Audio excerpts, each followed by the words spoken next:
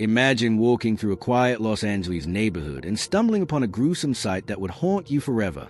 A body drained of blood, bisected, and posed like a sick art piece.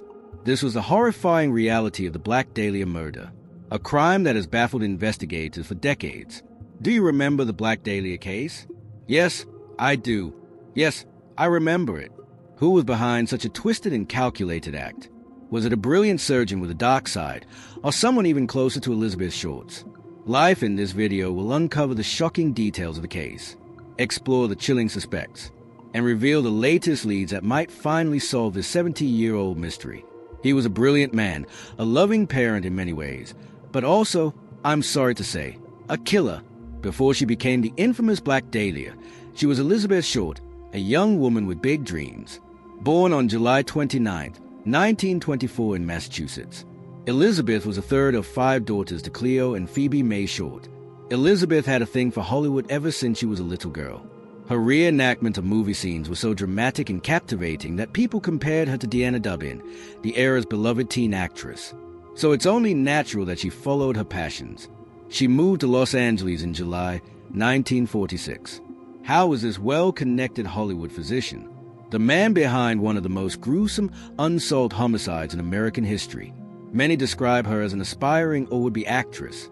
Unfortunately, before young Elizabeth could realize her dreams, she was brutally taken out. On the morning of January 15, 1947, a local woman out for a walk in Los Angeles stumbled upon a sight so chilling it would haunt her forever. We're driving down Venice Boulevard before the freeways. This was January 15th, 1947. And this police call came out, 390 W415 down. I said, oh, gee whiz. I said, Felix, I said, there's a naked woman in a lot. I said, let's go check this one out. Lay the dissected body of Elizabeth Short. Her pale, lifeless body was hauntingly clean, drained of blood, and arranged with unsettling precision. But the details were even more horrifying. Her killer had carved a ghastly smile into her face, slashing her mouth from ear to ear. Think of the Joker.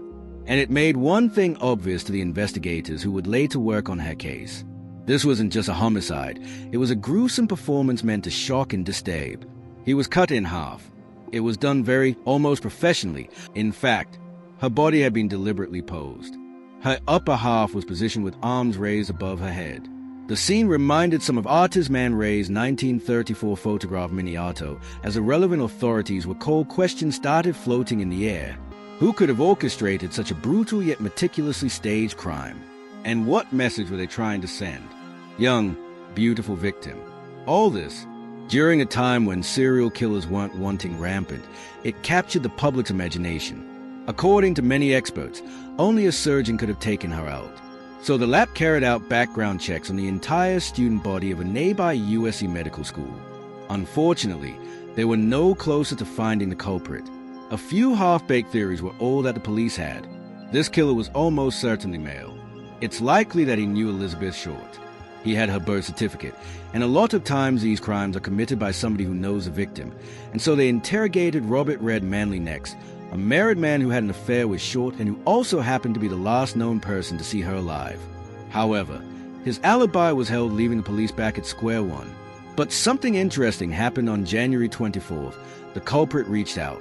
He sent out an envelope addressed to the Los Angeles Examiner and other Los Angeles papers, which included Dahlia's belongings, her birth certificate, an address book, her business cards, and some photographs all cleaned with gasoline the same way her body was.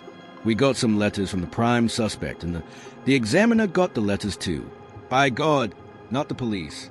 This letter proved that the culprit was confident enough to boast about his sick crime. However, it also proved that the culprit was smart enough to evade authorities. The letter didn't lead the police anywhere. In fact, it left with 60 men who all confessed to taking out Elizabeth Short, and so with dead leads and no new suspects, the trail ran dry. That was until now. Though the list of suspects has grown long in recent years, one name still attracts attention: Dr. George Hodel. And he isn't just any suspect. Back in the good old days, Hodel was a charismatic figure with powerful friends rubbing shoulders with the likes of director John Huston and artist Man Ray. But how was this well-connected Hollywood physician the man behind one of the most gruesome, unsolved homicides in American history? Well, his own son, Steve Hodel, a former lab detective, thought so, and he made a compelling case in his book, Black Dahlia Avenger. The true story on the front page of one of the newspapers was a note that the killer had sent in, and it said, "Turning myself in on January 29th, had my fun at the police sign, the Black Dahlia Avenger." And I looked at that front page, a photograph, and it's my father's handwriting a couple of days after his passing. And she says to me, "Well, you know, Steve, our father was a suspect in the Black Dahlia murder."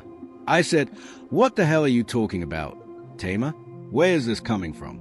It all started when back in 1949, Holder became a suspect in the Black Dahlia case while standing trial for the unspeakable crime of traumatizing his own daughter. He wasn't found guilty, but the lap wasn't done with him yet. They placed a wiretap in Ho's home and managed to capture a bone-chilling confession, supposing I did kill the Black Dahlia. They can't prove it now. Now, why would Holder utter such damning words? Was it arrogance or a slip of guilt? The authorities never found out because Dr. George Hodel fled the U.S. soon after living abroad for decades, leaving the question unanswered forever. However, his son, Steve, spent his life following the evidence to build his case against his own father. It's worth pointing out that Steve lost credibility when he theorized that his father was also the Zodiac Killer, wrote that said the Black Dahlia was taken out by a man named G.H., solidifying Hodel as a suspect. Even more, however, there's more to the story than him.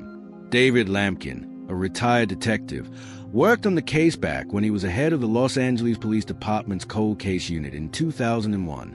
Well, recently he sat down with the Los Angeles Times to name the suspect on top of his list, and it turned out to be Dr. Walter Alonzo Bailey. As a surgeon, Walter had the right set of skills to brutalize Elizabeth. As for motive, well, Walter's estranged wife lived just one block from the crime scene. David believed that Walter may have taken her out in a fit of rage after losing his son. The boy passed away after being hit by a truck when he was just 11, and Short was coincidentally found 2 days after the anniversary of his passing. What's interesting is that David wasn't the only one to point a finger at. Walter, Larry Harnish, a retired copy editor, had the same theory. He explained it all in his blog.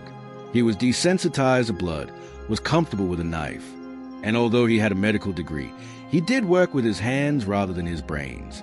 He also had a strong but troubled link to the immediate vicinity of the crime scene. Not to mention Walter had an undiagnosed brain disease back then, which would have severely altered his personality.